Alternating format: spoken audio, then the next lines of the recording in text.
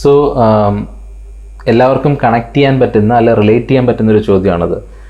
News പേപ്പറിൻ്റെ importance. ഇപ്പം എന്ത് ന്യൂസ് പേപ്പർ വായിക്കണം, ന്യൂസ് പേപ്പർ എങ്ങനെ വായിക്കണം എന്നൊക്കെയുള്ള കാര്യം അല്ലേ. എല്ലാവർക്കും ഈ സിവിൽ സർവീസിന് പ്രിപ്പയർ ചെയ്യുന്ന എല്ലാവരോടും, ഈവൻ സിവിൽ സർവീസ് എക്സാമിനേഷനെ പറ്റി അറിയാത്ത ആളുകളും സജസ്റ്റ് ചെയ്യുന്ന ഒരു കാര്യം നിങ്ങൾ ന്യൂസ് പേപ്പർ വായിക്കണം എന്നുള്ളതാണ്. സോ അത് സത്യമാണ്, നമ്മൾ ന്യൂസ് പേപ്പർ വായിച്ചിരിക്കണം. നിങ്ങളൊരു ന്യൂസ് പേപ്പർ എടുത്ത് നോക്കിക്കഴിഞ്ഞാൽ നമുക്ക് മനസ്സിലാകും, നമ്മൾ ഈ സിലബസിലേക്ക് നോക്കുമ്പോൾ പല സബ്ജക്റ്റുകൾ നമ്മൾ ഡീൽ ചെയ്യുന്നുണ്ട്. ഇപ്പോൾ നമ്മൾ പൊളിറ്റിക്സ് ഡീൽ ചെയ്യുന്നുണ്ട്, നമ്മൾ എക്കണോമിക്സ് ഡീൽ ചെയ്യുന്നുണ്ട്, history, geography, environment, international relations, ethics, disaster management, അങ്ങനെ ഒരുപാട് സബ്ജക്റ്റുകൾ നമ്മൾ കണക്ട് ചെയ്യുന്ന ഒരു ഫീൽഡാണ് സിവിൽ സർവീസ് എക്സാമിനേഷൻ എന്ന് പറയുന്നത്. ഈ പറഞ്ഞിട്ടുള്ള ഓരോ സബ്ജക്റ്റിൻ്റെയും ഒരു റിഫ്ലക്ഷൻ നമുക്ക് പലപ്പോഴും ന്യൂസ് പേപ്പറിൽ കാണാൻ പറ്റും. അതായത് ന്യൂസ് പേപ്പർ എന്ന് പറയുന്നതും പല സബ്ജക്റ്റുകളുമായിട്ട് റിലേറ്റ് ചെയ്തിട്ടുള്ള ഇൻഫർമേഷൻ്റെ ഒരു എന്താ പറയുന്ന ഒരു ഗൈഡാണ് അല്ലേ. അതിൻ്റെ ഒരു കളക്ഷനാണ് നമ്മുടെ ന്യൂസ് പേപ്പർ എന്ന് പറയുന്നത്. അപ്പോൾ അതുകൊണ്ട് തന്നെ ന്യൂസ് പേപ്പർ നമുക്ക് ഓപ്പൺ ചെയ്ത് തരുന്നത് സിവിൽ സർവീസ് പ്രിപ്പറേഷൻ്റെ ഒരു വൈഡ് അരീനയാണ് നമുക്ക് ഓപ്പൺ ചെയ്ത് തരുന്നത്. പിന്നെ ഒരു സിവിൽ സർവീസ് ഓഫീസറിനെ സംബന്ധിച്ചിടത്തോളം നമ്മളുടെ സറൗണ്ടിങ്സുമായിട്ട് അവെയർ ആയിരിക്കണം എന്നുള്ളതാണ്. അത് ഒരു ഹ്യൂമൻ ബീയിങ്ങിന് ആവശ്യമായിട്ടുള്ളൊരു ക്വാളിറ്റിയാണല്ലേ.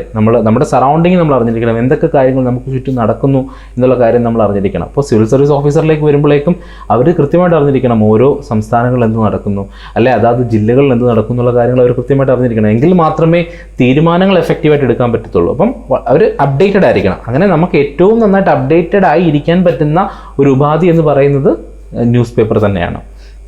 പിന്നെ അടുത്ത ക്വസ്റ്റ്യൻ എന്ന് പറയുന്നത്, ന്യൂസ് പേപ്പർ മുഴുവനായി വായിക്കണോ?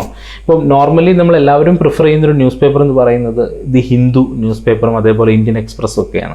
അപ്പം ഈ ന്യൂസ് പേപ്പർ മുഴുവൻ ഇരുന്ന് വായിക്കണോ എന്നുള്ളൊരു ചോദ്യമാണ്. അപ്പം അതിൻ്റെ ആവശ്യമില്ല. കാരണം ഒരു സിവിൽ സർവീസ് എക്സാമിനേഷൻ എഴുതാൻ പോകുന്നൊരു കുട്ടിയെ സംബന്ധിച്ചിടത്തോളം ഈ ന്യൂസ് പേപ്പർ മുഴുവൻ നമ്മൾ കാണാപ്പാഠം പഠിച്ചിട്ട് നമുക്ക് യാതൊരു പ്രയോജനവുമില്ല.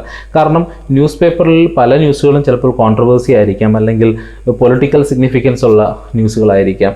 ഇപ്പോൾ പൊളിറ്റിക്സ് ആയിട്ടുള്ള കാര്യങ്ങളൊക്കെ ആയിരിക്കും അതിൽ ഡിസ്കസ് ചെയ്യുന്നത്. അപ്പം നമുക്ക് അങ്ങനെയുള്ള ഇൻഫർമേഷൻ ഒന്നും പലപ്പോഴും ചിലപ്പോൾ അഡ്വർടൈസ്മെൻറ്റ്സ് ആയിരിക്കാം. അപ്പം ഇങ്ങനെയുള്ള കാര്യങ്ങളൊന്നും നമുക്ക് ഇമ്പോർട്ടൻ്റ് അല്ല. നമുക്ക് അത്രമാത്രം എന്താ പറയുക, നമ്മൾ ഇമ്പോർട്ടൻസ് കൊടുക്കേണ്ട ആവശ്യമില്ല.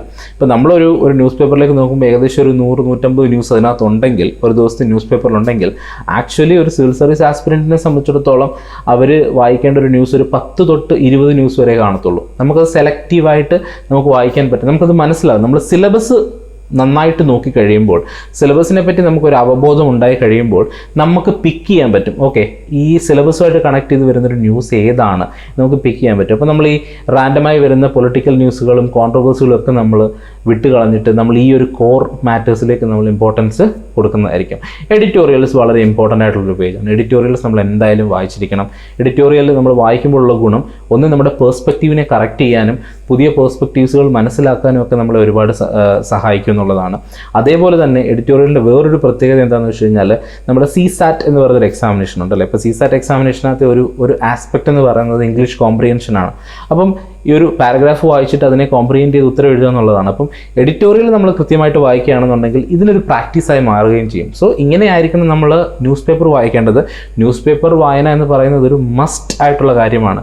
അപ്പോൾ നോർമലി നമുക്ക് പല ആളുകളും എൻ്റെ അടുത്ത് ചോദിക്കാറുണ്ട്, ഈ പറഞ്ഞതുപോലെ നമുക്ക് മന്ത്ലി മാഗസിൻസ് അവൈലബിൾ ആണല്ലോ, അപ്പം അത് വായിച്ചാൽ പോരെ എന്ന് ചോദിക്കാറുണ്ട്. പക്ഷെ ഞാൻ കൊടുക്കുന്ന, അപ്പം പല ആളുകൾക്കും വ്യത്യാസമായിട്ടുള്ള അഭിപ്രായങ്ങൾ ഇതിലുണ്ടായിരിക്കും. ഇപ്പം ഞാൻ കൊടുക്കുന്ന ഒരു അഡ്വൈസ് എന്താണെന്ന് പറഞ്ഞു കഴിഞ്ഞാൽ, ന്യൂസ് പേപ്പർ നിങ്ങൾ മാറ്റിവെക്കരുത്. അത് നിങ്ങളുടെ ഒരു ഡെയിലി റുട്ടീൻ്റെ ഭാഗമായിട്ട് മാറ്റണം.